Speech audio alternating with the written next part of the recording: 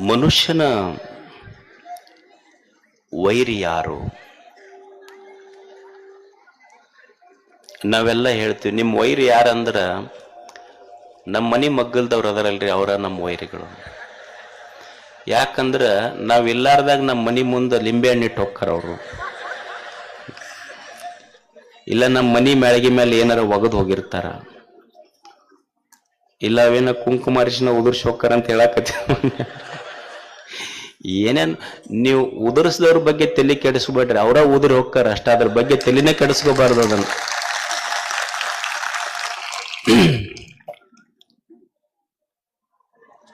ಮನುಷ್ಯನ ನಿಜವಾದ ವೈರಿ ಯಾರು? ನಾವು ನಮ್ಮ ಮನೆ ಮಗ್ಗಲ್ದವ್ರ ವೈರಿಗಳಂತೀವಿ, ಅಥವಾ ನಮ್ಮ ಮನೆಯನವರ ನಮಗೆ ವೈರಿಗಳದಾರಿ ಅಂತೀವಿ.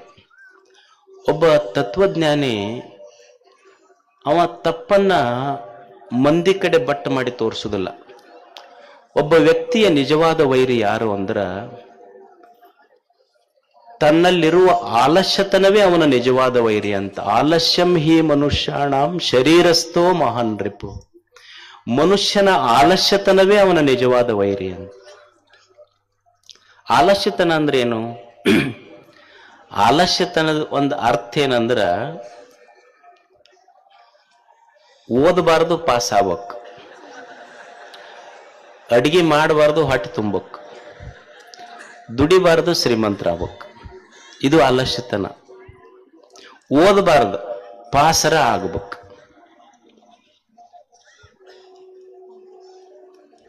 ರಿಸಲ್ಟ್ ಬಂತು, ಮಗೊಂದು ಫೇಲ್ ಆಗೈತಂತ ಬಂತು. ಅವ್ರವ್ವ ಸರ್ ಹತ್ರ ಹೋದ್ಲಿ, ಏನ್ರಿ ನನ್ನ ಮಗ ಯಾವಾಗ್ಲೂ ನೋಡಿದ್ರೆ ಬುಕ್ನ್ಯಾಗ ಇರ್ತಾನ, ಇಲ್ಲೋ ಮತ್ತೆ ಫೇಲ್ ಅಂತೂ ಆಗ್ಯಾನ ನೋಡನ್. ಆಕಿ ಬಂದು ನೋಡ್ಲು, ಅವ ಮಗ ಬುಕ್ನ್ಯಾಗ ಇರ್ಲಿಲ್ಲ, ಫೇಸ್ಬುಕ್ನ್ಯಾಗ ಇದ್ದವ. ನಮ್ಮ ಹುಡುಗರು ಯಾವಾಗ ಅವ್ರ ವ್ಯಕ್ತಿತ್ವ ಬೆಳಿತೈತಿ ಅಂದ್ರ ಪ್ರತಿನಿತ್ಯ ತಲೆಯಾಗ ಫೇಸ್ಬುಕ್ ನೋಡ್ಬೇಕಂತ ಇರಬಾರ್ದು. ಮುಂದೊಂದು ದಿವಸ ವಿದ್ಯಾರ್ಥಿಗಳು ಓದುವ ಬುಕ್ಕಿನೊಳಗು ನಂದೊಂದು ಫೇಸ್ ಬರ್ಬೇಕಂತ ಅವ್ರ ತಲೆಯಾಗಿರ್ಬೇಕು. ಓದಿದ್ರೆ ಒಂದು ಫಲ ಸಿಗ್ತದ. ಅಡಿಗೆ ಮಾಡಬಾರ್ದು, ಹೊಟ್ಟೆನ ತುಂಬಕ್. ಈಗ ತಾಯಂದ್ರಿಗೆ ಕೇಳವ್ರು ಏನ್ ಹೇಳ್ತಾರ, ಅಮಾಸಿ ಹುಣ್ಣಿಮೆ ಬಂತಂದ್ರೆ ಒಟ್ಟು ನಮಗೆ ಅಡಿಗೆ ಮನ್ಯಾಗ ಹೋಗಂಗಾಗಲ್ಲ, ಮತ್ ಹೋಗ್ಬೇಕು ಯಾರಲ್ಲಿ? ಅದು ಹೆಡಕ್ ಹಿಡದ್ ದಬ್ಬದಂಗ ಹೊರಗೆ ದಬ್ಬದಂಗ ಆಕೈತಂತಾರ. ಊಟ ಹೋಗ್ತೈತಂತ, ಊಟರ ಹೋಗ್ತೈತಿ. ಅಡಿಗೆ ಮಾಡವ್ರು ಯಾರು ಹಂಗಿದ್ರ? ದುಡಿಬೇಕಲ್ಲ. ನಮ್ಮದೇನು ಅಂದ್ರ ದುಡಿಬಾರ್ದು, ಶ್ರೀಮಂತರಾಗ್ಬೇಕು. ದುಡಿಲಾರ್ದೆ ಶ್ರೀಮಂತರ ಹೆಂಗಾಗೋದು? ಈ ಕೊಪ್ಪಳ ಜಾತ್ರೆ ಅಂತ ಒಂದ್ ಜಾತ್ರೆ ಇತ್ತಂದ, ಒಬ್ಬ ಬಂದ, ಅವ ಶ್ರೀಮಂತ ಆಗ್ಬೇಕನ್ನವ. ಇಷ್ಟು ದಿವಸ ದುಡ್ದಿಲ್ಲ. ಅವ ಏನ್ ಮಾಡ್ದ, ಒಂದು ಫಸ್ಟ್ ಮಿಠಾಯಿ ಅಂಗಡಿಗೆ ಹೋದ್ನಂತ. ನಮ್ದೊಂದು 25 ಕ್ವಿಂಟಲ್ ಬೋಂದೆ ಆರ್ಡರ್ ಕೊಡೋದೈತಿ, ನಿಮ್ದೊಂದು 4 ಸ್ಯಾಂಪಲ್ ಕೊಡ್ರಿ ಅಂದ. 4 ಸ್ಯಾಂಪಲ್ ಇಸ್ಕೊಂಡು ಮತ್ತೆ ಬೇರೆ ಅಂಗಡಿಗೆ ಹೋದ. ನಮ್ದೊಂದು 25 ಕ್ವಿಂಟಲ್ ಬೋಂದೆ ಆರ್ಡರ್ ಕೊಡೋದೈತಿ, ಒಂದು 4 ಸ್ಯಾಂಪಲ್ ಕೊಡ್ರಿ. ಮತ್ 3ನೇ ಅಂಗಡಿಗೆ ಹೋದ. ನಮ್ದೊಂದು 25 ಕ್ವಿಂಟಲ್ ಬೋಂದೆ ಆರ್ಡರ್ ಕೊಡೋದೈತಿ, ಒಂದು 4 ಸ್ಯಾಂಪಲ್ ಕೊಡ್ರಿ. ಹಂಗ ಒಂದು 50 ಮಿಠಾಯಿ ಅಂಗಡಿಗೆ ಹೋದ. ಇವಂದ ಒಂದು 2 ಕ್ವಿಂಟಲ್ ಹತ್ ಮುಂದೊಂದು ಅಂಗಡಿ ಇಟ್ಟು ಬಿಸಿನೆಸ್ ಮಾಡದವ. ದುಡಿಬಾರದು, ಮಸ್ತ್ ಶ್ರೀಮಂತರಾಗಬೇಕು. ಇದ್ದಾಗ ಮನುಷ್ಯ ದುಡಿದೆ ಇದ್ರ ಹೆತ್ತವ್ರಿಗಲ್ಲ, ಇದ್ದಾಗ ದುಡಿದೆ ಇದ್ರ ಮನುಷ್ಯ ಹೆತ್ತವ್ರಿಗೆ ಅಷ್ಟೇ ಅಲ್ಲ, ಸತ್ತಾಗ ಹೊತ್ತವ್ರಿಗೆ ಭಾರ ಆಗ್ತಾನ. ದುಡ್ದು ಉಣ್ಬೇಕನ್ನೋದು ಕಲಿಬೇಕು ಮನುಷ್ಯ.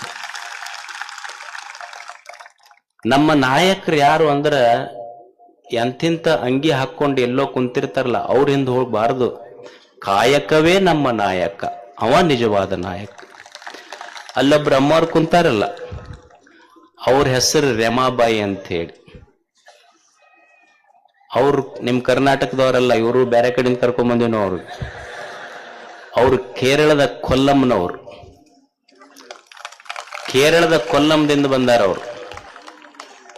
ಈಗ ನಮ್ಮಲ್ಲಿ 20-30 ಎಕರೆ ಹೊಲ ಇರ್ತೈತಿ, ಮಠಕ್ಕೆ ಬರ್ತಾರ. ಯಪ್ಪ ಒಟ್ಟ ಕಣ್ಣಿಗೆ ಕಾಣ್ತೈತಿ, ಕೈಗೆ ಹತ್ತದಿಲ್ಲ ನೋಡ. ಮತ್ತೆ ಇವ್ ಹೋಗಿ ಬೇರೆ ಕಡೆ ನಂಬರ್ ಹಚ್ಚಿ ಬಂದ್ರೆ ಇವನ್ ಕೈಯಾಗ ಹೆಂಗ್ ಬರ್ತೈತಿ, ಅವ್ರ ಕೈಯಾಗ ಹೋಗ್ತೈತಿ. ಅದು ಕಣ್ಣಿಗೆ ಕಾಣ್ತೈತಿಯಪ್ಪ, ಒಟ್ಟು ಕೈಗೆ ಹತ್ತದಿಲ್ಲ. ಅದು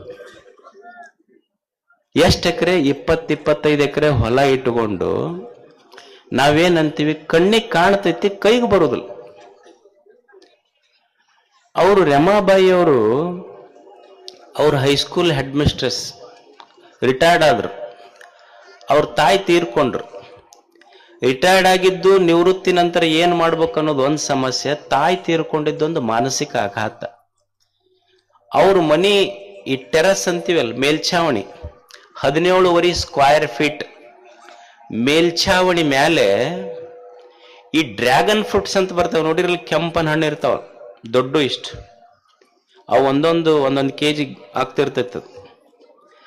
ಮನಿ ಮೇಲ್ಛಾವಣಿಯ ಮೇಲೆ 50 ಬ್ಯಾರಲ್ ತೊಗೊಂಬಂದ್ರು.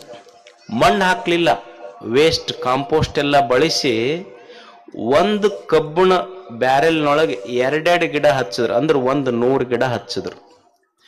ಒಂದು 17 ಸ್ಕ್ವೇರ್ ಫೀಟ್ ಅಂದ್ರೆ ನಿಮ್ 30-40 ಸೈಟ್ ಅನ್ಕೊಂಡ್ಬಿಡ್ರಿ, ಹೆಚ್ಚು ಕಡಿಮೆ ಏನು, ಒಂದು 100-200 ಫೀಟ್ ಹೆಚ್ಚು ಕಡಿಮೆ. ಒಂದು 1700 ಸ್ಕ್ವೇರ್ ಫೀಟ್ ಮೇಲ್ಛಾವಣಿ ಟೆರೆಸ್ ಮೇಲ 100 ಡ್ರ್ಯಾಗನ್ ಹಣ್ಣಿನ ಗಿಡ ಬೆಳೆಸಿ ತಿಂಗಳಿಗೆ 1 ಗಿಡದಿಂದ 1,000 ರೂಪಾಯಿ ಲಾಭ ತೆಗೆದು ಪ್ರತಿ ತಿಂಗಳಿಗೆ ಟೆರೆಸ್ ಮೇಲೆ 1 ಲಕ್ಷ ರೂಪಾಯಿ ತೆಗಿತಾರ ಅವರು ಡ್ರ್ಯಾಗನ್ ಫ್ರೂಟ್ ಅದಿಂದ. ಮತ್ತೀಗ ಹೊಲಗಿಲ್ಲ ಸ್ವಲ್ಪ ಮಾಡ್ಕೊಂಡಾರ, ಮತ್ ಬೇರೆ. ನಾ ಎದಕ್ ಹೇಳಕತ್ತೀನಂದ್ರ, ನಮಗ 20-30 ಎಕರೆ ಇದ್ದು ಹೊಲ ಬೆಳೆಯುವುದನ್ನೋರು ನಾವು ಒಂದು ಕಡೆ, ಮಣ್ಣ ಇಲ್ಲ, ಬರೇ ಗಿಡದ ತೊಗಟಿ ಆದು ಹಾಕಿ ಬ್ಯಾರೆಲ್ನೊಳಗೆ ಹೊಲ ಇಲ್ಲದೆ ಮನಿ ಮೇಲ್ಛಾವಣಿ ಬಳಸಿ 1 ಲಕ್ಷ ರೂಪಾಯಿ ತೆಗಿಯುವ ಜನನು ನಮ್ಮ ಕಣ್ಣೆದ್ರಿಗೆ ಅದರಲ್ಲ. ಅಂಥವ್ರು ನೋಡೋದ ಒಂದು ಹಬ್ಬ ಅಷ್ಟೇ.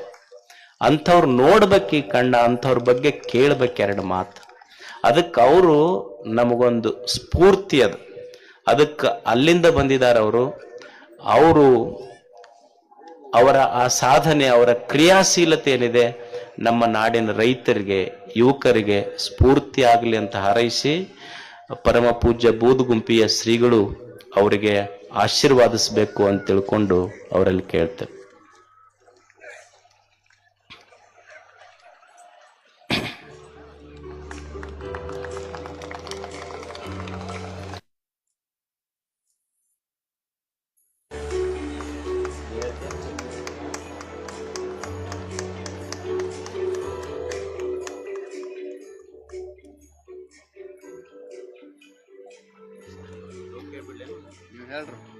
ಈಗ ಯಾರ್ದೈತಿ ನೆಕ್ಸ್ಟ್?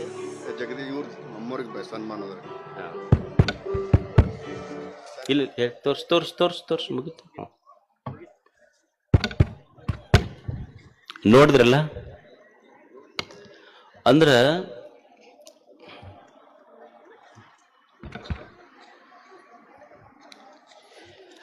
ಅವ್ರನ್ನೆಲ್ಲ ಇಂಥವ್ರ ಒಂದು ಪರಿಚಯ. ಮತ್ ನಾಳೆ ಇಬ್ಬರದಾರ ಬೇರೆ ಬೇರೆ ಟೈಪ್, ಅವ್ರನ್ನ ಕರ್ಸೋಣ, ಅವ್ರನ್ನೂ ಒಂದ್ಸಲ ಕೇಳೋದು. ಅಂದ್ರೆ ಹೊಸ ಹೊಸ ವ್ಯಕ್ತಿಗಳು, ಹೊಸ ವಿಚಾರಗಳು, ಹೊಸ ವಿಚಾರಧಾರೆಗಳು ನಮ್ಮ ಯುವಕರಲ್ಲಿ ಬರಬೇಕು. ಯಾಕಂದ್ರ ವಿಚಾರ ಎಷ್ಟು ದೊಡ್ಡದು ಅಂದ್ರ, ನಾವೆಲ್ಲ ಭಿಕ್ಷೆ ಬೇಡವ್ರನ್ನ ನೋಡ್ತೀವಿ. ಬೆಳಿಗ್ಗೆದ್ದು ಖಾಲಿ ತಟ್ಟೆ ತಗೊಂಡು ಇನ್ನೊಬ್ಬರು ಮನಿ ಮುಂದ ಯಾರು ಭಿಕ್ಷಾ ಬೇಡ್ತಾರಲ್ಲ ಅವರು ಭಿಕ್ಷುಕರಲ್ಲ. ಯಾರು ಬೆಳಿಗ್ಗೆ ಎದ್ದಾಗ ಅವ್ರ ತಲೆಯಲ್ಲಿ ಒಳ್ಳೆಯ ವಿಚಾರಗಳನ್ನು ಹೇಳುವುದಿಲ್ಲಲ್ಲ, ಅವರು ನಿಜವಾದ ಭಿಕ್ಷುಕರು. ಖಾಲಿ ತಟ್ಟಿರೋರು ಭಿಕ್ಷುಕರಲ್ಲ, ಖಾಲಿ ತಲೆಯಿಂದ ಹೇಳುವವರು ಭಿಕ್ಷುಕರಾಗ್ತಾರೆ.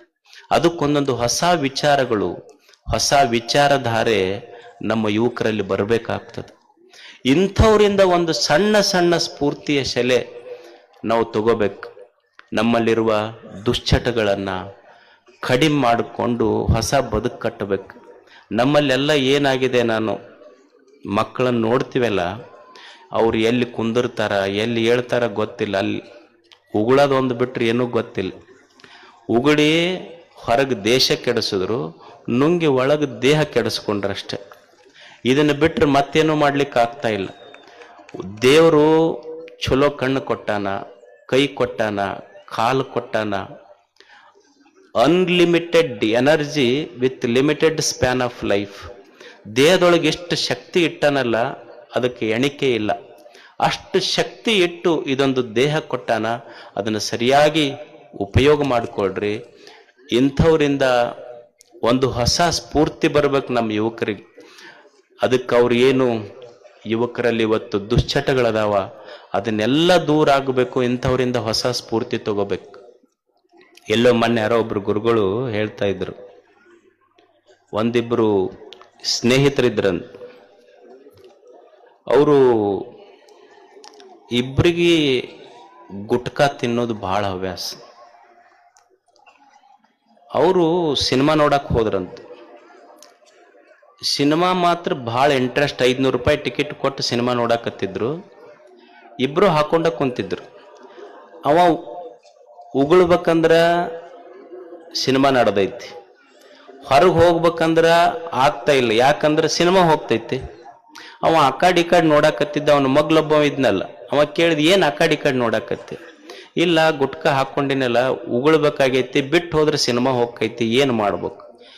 ಏನಾಕೈತಿ? ಮಗ್ಲು ಕುಂತಾನಲ್ಲ ಅವನ ಕಿಶೆದಾಗ ಉಗುಳಂದೇವ. ಇವ ಅಂದ, ಅಲ್ಲ ನನಗ ಅವನ ಕಿಶೆದಾಗ ಉಗುಳಂತ ಹೇಳ್ತೀಯಲ್ಲ, ಮತ್ತ ಅವನಿಗೆ ಗೊತ್ತಾಗೋದಿಲ್ಲ. ಮತ್ ನಾನ್ 4 ಸಲ ನಿನ್ನ ಕಿಶೆದಾಗ ಉಗುಳಿನ, ಗೊತ್ತಾಗೈತೆ ನಿನಗೀಗಂತ? 4 ಸಲ. ಅದಕ್ಕ ಇಂಥದ್ದು ತಗೊಂಡು ದೇಶ ಕಟ್ಟವ್ರಲ್ಲ. ಒಳ್ಳೊಳ್ಳೆಯ ಹೊಸ ವಿಚಾರ, ಹೊಸ ಬದುಕು. ನಿನ್ನೆ ಕಣ್ಣು ಕೆಟ್ಟದ್ದು ನೋಡಿರಬಹುದು, ಕಾಲ ಕೆಟ್ಟದ್ರ ಕಡೆ ಹೆಜ್ಜೆ ಹಾಕಿರಬಹುದು, ಕೈ ಕೆಟ್ಟದ್ದು ಮುಟ್ಟಿರಬಹುದು. ನಿನ್ನೆ, ಇಂದಲ್ಲ. ಇಂದು ಹೊಸ ಗಾಳಿ, ಹೊಸ ಭೂಮಿ, ಹೊಸ ಸೂರ್ಯ, ಹೊಸ ಬೆಳಕು, ಹೊಸ ಬದುಕನ್ನು ಕಟ್ಟುವಂಥ ಒಂದು ಸಂಕಲ್ಪ ಮಾಡಿದ್ರೆ ಸಾಕು, ಅದು ನಿಜವಾದ ಜಾತ್ರೆ.